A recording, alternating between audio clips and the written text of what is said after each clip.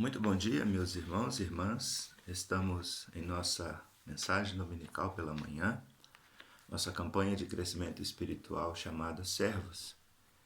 Continuando ainda sobre o assunto de orar, com fervor e súplica, pedindo a Deus forças para continuar. No domingo à noite, começamos a avaliar a situação do profeta Jonas e a forma como ele orou, tentando reverter aquela situação, ou na realidade pedindo que o Senhor revertesse aquela situação. É o capítulo 2 de Jonas. Desta manhã seguiremos a partir do verso 6, pensando nos desafios nossos de cada dia e como devemos nos comportar em oração, suplicando ao Senhor por sua misericórdia e graça.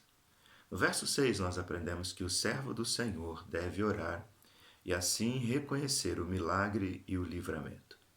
Olha o que diz o verso 6. Afundei até chegar aos fundamentos dos montes, à terra embaixo, cujas trancas me aprisionaram para sempre. Mas tu trouxeste a minha vida de volta da sepultura, ó Senhor, meu Deus. Observe que Jonas não chegou ao fundo do poço, e sim ao fundo do mar. Ele viu-se preso a alguma estrutura no fundo do mar. Talvez uma grande corrente marinha os lançou a uma estrutura de recifes de corais ou cavernas submarinas próximas às encostas. Ficar preso debaixo d'água deve ser algo terrível. Assim estamos desde o dia em que nascemos. O pecado cria em nós essas cavernas que nos aprisionam. Não temos como nos salvar e precisamos de alguém que venha e nos socorra. Os salva-vidas nada podem fazer em nosso caso. Somente alguém como Deus pode nos resgatar. Louvado seja o Senhor que providenciou e providencia o resgate. Observe que Jonas reconheceu que o seu livramento foi obra da mão de Deus. Para quem estava sucumbindo às ondas, sem força, sem fôlego, preso nas profundezas do mar, aquele grande peixe também no seu ventre, ver aquele grande peixe vindo em sua direção parece de fato muito mais complicado. Até porque os peixes só atacam presas que estão meio tontas e já quase sem vida. Era assim que o profeta estava. Mas ele disse que esse foi o meio pelo qual Deus operou o livramento. Essa foi a maneira pela qual Deus estendeu a sua mão generosa e lhe deu livramento, ser engolido por um peixe. Esse foi o passo inicial da salvação. Com o verso 7 aprendemos que o servo deve orar e assim recordar a existência e do poder de Deus. Quando minha vida já se apagava, eu me lembrei de ti, Senhor, e a minha oração subiu a ti, ao teu santo templo. Observe que o tempo de permanência dentro do peixe foi determinado por Deus. O seu desespero em face à morte o fez considerar a existência e se recordar do poder de Deus. Por que ficar ali dentro 3 dias? Podemos pensar no tempo que qualquer ser humano pode sobreviver sem o consumo de água. Podemos pensar no tempo de reflexão, de meditação, onde Jonas poderia também colocar toda a sua vida em revista. Podemos pensar no tempo que levaria para o peixe nadar até a praia mais próxima, onde Jonas teria a possibilidade de retornar ao seu trabalho missionário. Podemos também pensar no tempo que era necessário para que Jonas percorresse e evangelizasse a cidade de Nínive. Independente de qualquer resposta, foi o tempo de Deus, o tempo que Deus decidiu e que ele jamais se esqueceria.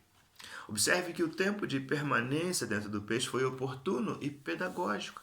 Ali, naquele ambiente de graça e misericórdia, o profeta poderia aprender a respeito do seu serviço de amor e da ação poderosa de Deus. Esse foi um ambiente de treinamento missionário, um ambiente caótico, onde poderia colocar também a sua vida em ordem, um ambiente de reflexão e respeito, a respeito da condição perdida para todos aqueles que não conhecem a Deus, estão vivendo. No verso 8, aprendemos que o servo de Deus deve orar e também testemunhar sobre a misericórdia divina. Diz ele, aqueles que acreditam em ídolos inúteis desprezam a misericórdia. Observe que Jonas agora tem uma mensagem a ser proclamada, misericórdia. Antes ele que desejava o juízo punitivo de Deus sobre os ninivitas, agora parece ser uma pessoa mais generosa.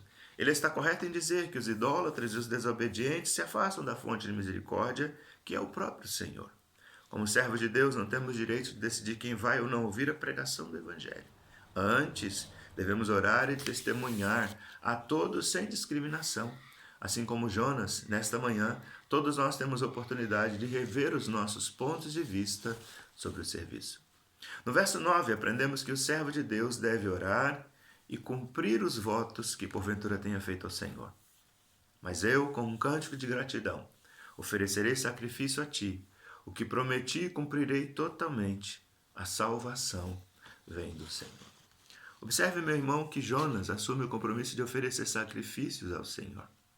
Toda a nossa vida deve ser consagrada a Deus. Bens, recursos, talentos, dons, tudo isso deve ser dedicado ao serviço e também à obra do Senhor.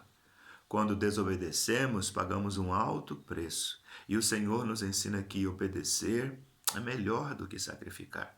Ao apresentar ou consagrar algo a Deus em sacrifício, que isso lhe seja agradável, que você seja grato ao reconhecer que tudo que tem ou que tudo que possui é dádiva de Deus. Observe que Jonas assume o compromisso de cumprir os seus votos. Todos nós, quando recebemos a salvação em Jesus, nos comprometemos em servir a Deus com alegria. Não importa o que Ele ordene ou aonde tenhamos que ir, devemos obedecê-lo com alegria. Uma pessoa que faz um voto e não cumpre, a Bíblia chama de tolo. Assim, servos e servas, cumpramos os votos que temos feito ao Senhor. Sirvamos tanto ao Senhor quanto às pessoas com alegria e com amor, motivando assim o nosso coração. Para concluir, quero olhar o verso 10 com os irmãos. O verso 10 nos ensina que depois que Jonas fez essa oração, o Senhor ordenou ao peixe que vomitasse Jonas na praia, e este foi para a terra firme. Na realidade, o peixe só restaurou Jonas à terra depois que no seu coração o desejo de servir a Deus e as pessoas foi restaurado. Deus só lhe deu uma nova oportunidade quando o seu serviço missionário tornou-se uma prioridade para o profeta Jonas. Agora ele estava em condições físicas e também espirituais para ouvir a palavra do Senhor que lhe veio pela segunda vez, como lemos no capítulo 3. Uma palavra mansa que lhe dá uma nova oportunidade para cumprir bem o seu ministério.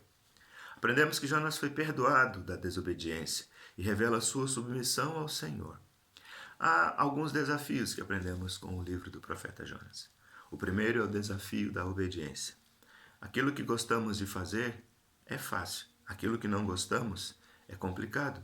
Mas Deus nos desafia a obedecê-lo também naquelas áreas que vão contra a nossa vontade ou na contramão da nossa história. Aprender a obedecer pode ser difícil e doloroso, mas é algo que alegra o coração de Deus e nos abençoa e muito. Deus nos desafia à obediência, porque na obediência há segurança. Também há aqui o desafio do amor aos gentios. Jonas não nutria o mínimo amor pelos ninivitas. Deus mostrou que amava os gentios e que o seu profeta deveria entender isso. Como igreja, devemos amar a obra de missões estrangeiras. Devemos ir mais longe sempre. Devemos obedecer o chamado para missões. Por outro lado, devemos melhorar o nosso padrão. Jonas, assim como Israel, se escudava na sua eleição. Jonas é um profeta do Senhor. E Deus, no livro de Jonas, mostra que ele está sendo mais honrado pelos gentios do que pelo seu próprio povo. Jonas era xenófobo, ou seja, não gostava dos ninivitas. Tinha uma ética complicada. E isso nos ensina, irmãos, que precisamos ter padrões mais nobres, porque Deus nos ama e quer que também amemos a todos aqueles que estão perdidos. Tenha um bom dia. Logo mais às 18 horas, estaremos nos reunindo virtualmente, segundo o link que você vai receber. Deus te abençoe.